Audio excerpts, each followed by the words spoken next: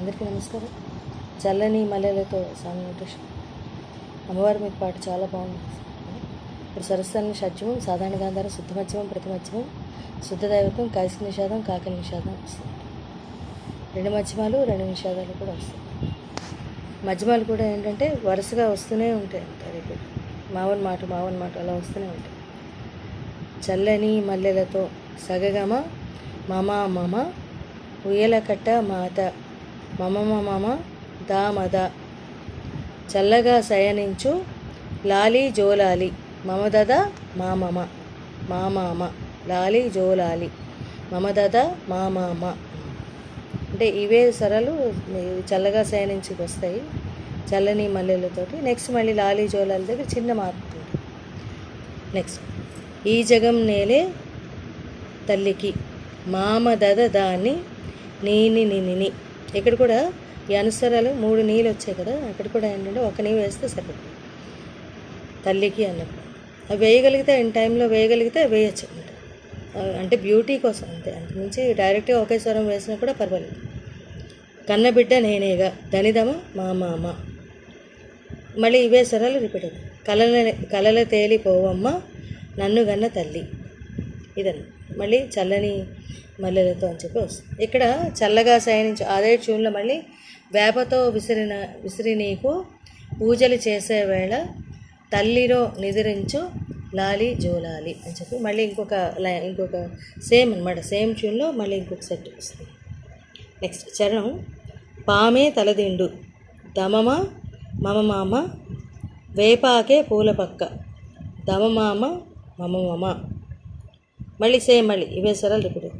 తల్లి శయనిస్తే జోలాలి పాడబిడ్డ ఎన్ని నాళ్ల పుణ్యము మరిసరి సాని నీత ఈ వరం దొరికిని ధనిదమ మమమ మగ ఆనందం పొంగెనమ్మ.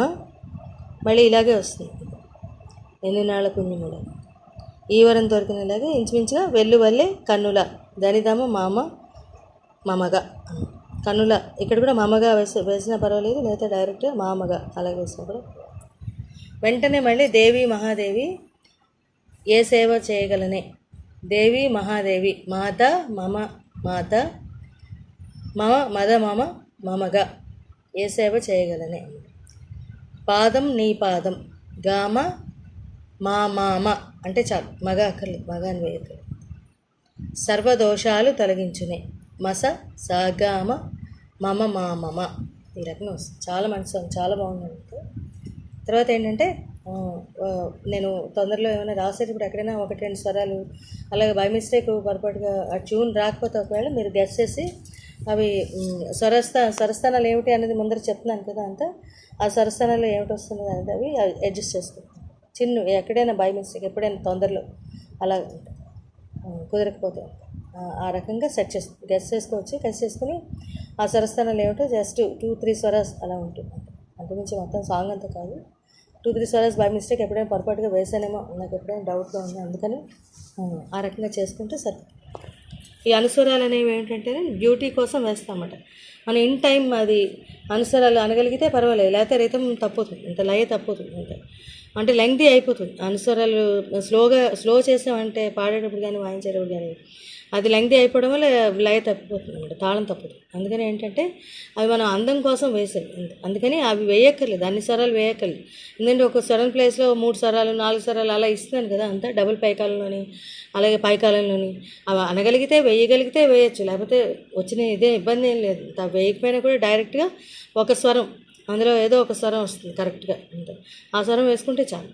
ఆ రకంగా ఇన్స్ట్రుమెంట్ ప్లే చేసేటప్పుడు కానీ పాడినప్పుడు కానీ డైరెక్ట్గా ఒకే స్వరం వెళ్ళిపోయినా కూడా పాడినా వాయించినా కానీ సరే, దానికి అన్ని స్వరాలు వేయక్కర్లేదు. టైంలో వేయగలిగారా వేస్తే బాగుంటుంది, అందంగా ఉంటుంది ఇన్స్ట్రుమెంట్ ప్లే చేశారు పర్టికులర్.